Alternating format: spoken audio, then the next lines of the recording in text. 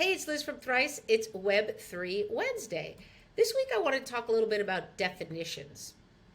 And I'm not going to go through all of these definitions in detail, but I am going to link to a bunch of glossaries in the notes to this video so that you can just bookmark them and come back to it anytime and look up some of these crazy words that are being thrown around.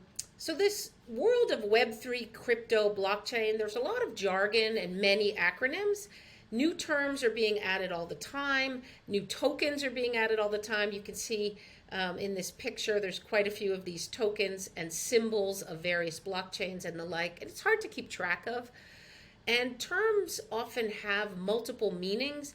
Web3 can be used as a catch-all term to describe everything going on in the space. It can also be a bit more specific in that Web 1 was when we were just sort of reading newspapers and magazines on the internet, the early days. Web 2 is where most of us live today, where we can be the content creators. This has obviously exploded with things like YouTube and Instagram and TikTok.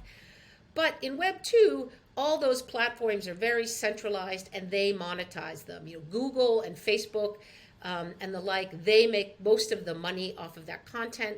Web 3 is this idea of not just reading and writing, but reading, writing, owning, where decentralized platforms let the individuals have more control of the monetization of that content. You own your own content. So read, write, own.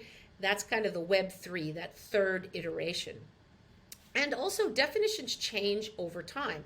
So what is the metaverse? I've done a whole Web3 Wednesday on trying to explain that, but something to think about here is the metaverse isn't one thing. The internet, we all use the internet. It's the same internet. Metaverse environments right now don't speak to each other. So Roblox is a metaverse. Decentraland is a different one. And those two places don't really connect. And so the definition of what is a metaverse, that will also evolve, as will many other things. The other thing is trying to put things in a few buckets. So I like to think of this as, protocols themselves, kind of the underlying rails of the industry. So blockchain is just, a distributed ledger, a connection of computers. It's not a very sophisticated thing. We've had ledgers for a long time. This is just ones that are, you can't change and they're distributed so nobody has one control of it. Tokens, whether they're fungible like Bitcoin and Ethereum, you can trade them one for another, or non-fungible tokens, which we've talked a lot about as, being a specific thing. If I have a Picasso and you have a Matisse and they're both worth $10 million, we can trade them, but they're not really fungible. They're not the same thing. That's the idea behind non-fungible tokens. And coins, which are also just tokens, but you think about Bitcoin, it's a token, but sometimes the word coin is used. And these are what allow these networks to have economic value and people willing to write things to these blockchains because they get rewarded in these tokens. Then there's more like environments and tools. DeFi, which stands for decentralized finance.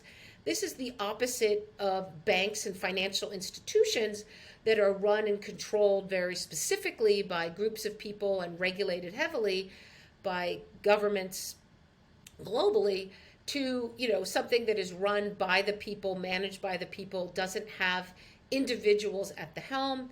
Exchanges or DEX, which is a decentralized exchange. Again, I've compared this to kind of like where you go to trade your crypto as opposed to going to a brokerage account to trade stocks and bonds and the like. And then, wallets, which is the tools you use when you're moving these crypto assets around. There's the cryptocurrencies themselves. There's lots of them. Some of them, the biggest ones are Bitcoin and Ethereum, BTC and ETH, but stable coins like USDC and USDT. And then there's smaller tokens out there like Ripple and Cardano and the like. Then you've got, things you hear in the news media, high profile collapses. These are generally, crypto hedge funds, crypto lending, lenders, and the tokens or coins that they're tied to. So Luna collapsed because it was a token tied to Terra USD, which was supposed to be a staked stable coin that was backed one for one. And when people realized it wasn't fully backed, people started grabbing their money and it spiraled down. It brought down a crypto hedge fund called Three Arrows Capital, often called 3AC. Celsius was another fund that went down due to people pulling all of their Bitcoin off the platform at the same time. And these are people who had made loans out and could no longer back those loans. And then, of course, Sam Bankman-Fried and the whole FTX Alameda disaster, which also brought down Gemini, another crypto lender. So all of these things are kind of tied together, and you hear about them in the news.